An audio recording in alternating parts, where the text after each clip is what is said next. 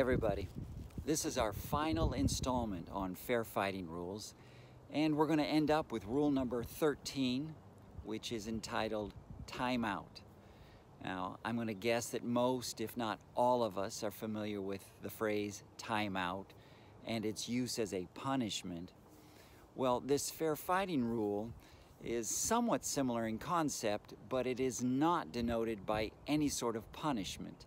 Before we get too far into this, I just want to make a comment or maybe an observation, which is, this rule, like most of the fair fighting rules, they seem very simple on the surface, very common sense in their description, yet it's bewildering, it's sad, it's disappointing that these rules are not implemented more than they are, especially when you consider that they are very effective. Okay, that was the comment. Thank you for letting me digress there for a moment. We'll get back to the subject at hand, which is the timeout rule. Now, I'll use myself as an example. Many years ago, a disagreement between my wife and I might reach a point where I felt I needed to get away from the moment.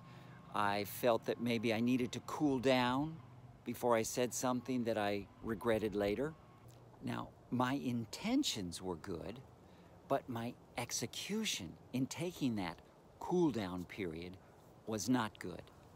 The problem was I would simply walk away without any explanation to my wife. Now, if you've ever experienced anyone ever walking out on you, then you can appreciate it when I say that can evoke some strong emotions in the person that's getting walked out on. You might think that my having a personal appreciation for that feeling would make me say, hey, I sure wouldn't want my partner to have to experience that awful feeling. Sadly though, I never came to that realization on my own. I had to be taught that by a marriage counselor. After being educated on the timeout technique, I then had to train myself on actually doing it. Now, using this technique was something akin to forming a habit because it didn't come naturally to me. And I'm sharing this with you because I don't want you to be discouraged when you start to implement this rule. I had to develop the ability to recognize when I was reaching that sort of point of no return, when you want to leave the room. I had to learn to recognize that point, stay calm, and in a steady voice, tell my wife, I need to take a timeout. Now, believe it or not, I'm a relatively boring person, so I actually use the words timeout. Now, in your relationship, I would encourage you to use any sort of code words, magic words, or even body language, whatever it takes that both of you would recognize and understand as being a timeout. The main point is this: you have to say or do something that specifically indicates to your partner that you need an immediate break. Now, you and your partner will have previously worked out an understanding that timeout is an acceptable pause in the action and that it will be honored by your partner. Some people may try and give their partner an estimate on how long the timeout might last.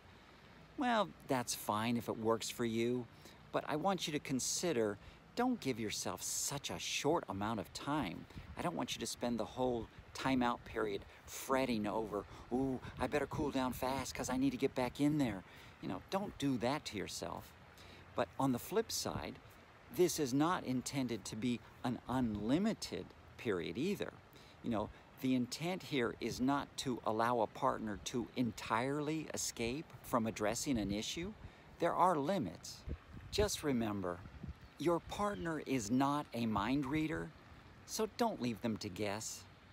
If you need a timeout, call a timeout.